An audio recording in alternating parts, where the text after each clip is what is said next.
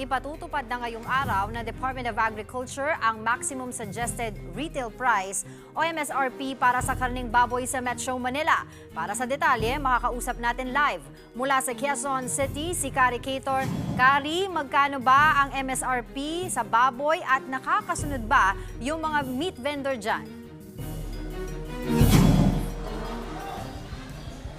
Yes, Angela, tama yung nabanggit mo. Epektibo na nga ngayong araw ang MSRP sa karning baboy. Ayon sa DA, ang kasim at pigi daw ay dapat 350 pesos kada kilo lang, habang ang liempo 380 pesos. Pero dito sa Murphy Public Market sa Quezon City, kung nasaan tayo, hindi pa rin yan nasusunod. Ang benta nila sa kasim at pigi, 390 pesos, mas mataas ng 40 pesos sa MSRP, habang hanggang 440 pesos naman ang liempo, malayo rin sa 380 pesos na limit sa presyo. Ang paliwanag ng mga retailer, mataas pa rin kasi ang kanilang puhunan. Ang ibang araw, abonado na ng ilang linggo dahil sa mga ikinalugi nila sa taas nga ng puhunan at sa onti ng mga bumibili. Kahit daw halimbawa kalahating baboy na lang ang binibili nila, hindi pa rin nila napapaubos sa isang araw. Kaya ang iba napipilitan pang maglabas mula sa kanilang bulsa para mabayaran ang kanilang mga puhunan. Panawagan nila sa DA, tutukan daw sana yung mga mismong pinagkukuhanan ng baboy nang sa ganon ay makasunod sila sa MSRP. Angela? Kari, lagyan natin ng konteksto ang balita natin. Bakit nga ba nagpatupad ng MSRP ang Department of Agriculture? Ang dahilan nga niyan ay yung patuloy na pagsirit o pagtaas ng presyo ng karning baboy. Ilang linggo na rin kasi mula pa nung Desyembre o nung nagsimula yung Kapaskuhan ay talagang hindi na tumigil sa pagtaas ang presyo ng baboy.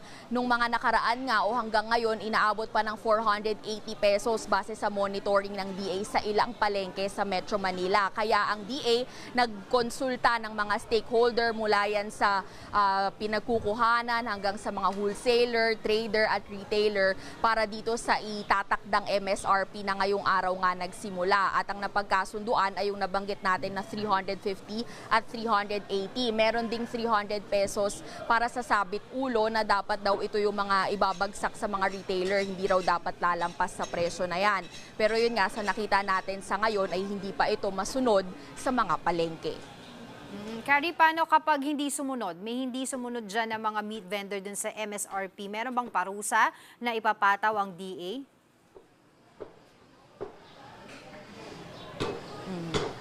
Ang DA kasi limitado raw ang kanilang kapangyarihan, yan ang paulit-ulit nilang sinasabi. Kaya ang nagagawa lang nila ay ang pagmomonitor o pagbabantay sa mga presyo. Inaasahan nga rin natin na magkakaroon sila ng mga inspeksyon sa mga palengke kung saan nga ipinatutupad itong MSRP. Pero para sa mga kung sakaling may mga mapapatunayang profiteering o mga overpricing, ibang kaso naman yan daw yung mga pwedeng kasuhan sa ilalim ng bago nating Anti-Agricultural Economic Sabotage Law, at meron pang iba na DTI naman ang nag-e-enforce. Angela? Meron ka bang nakausap na mga mamimili dyan sa pag-ikot mo dyan sa Quezon City tungkol sa kanilang mga naging reaksyon dito sa pagpapatupad ng MSRP sa mga karning baboy?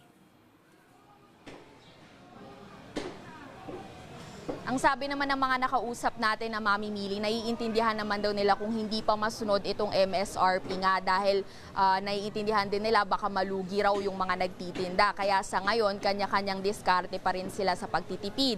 Ang iba, tingi-tingi na lang kung mamili, pangsahog na lang daw, hindi na nila, kahit na hindi na kilo yung pamimili nila, gumagawa na lang sila ng ibang paraan para dumami pa rin yung kinakain nila. Halimbawa, hinahaluan ng gulay, ng isda, o yung iba, ibang karne na lang ang binibili gaya ng baka o manok kasi kapresyo lang din naman ng baboy o mas mura pa.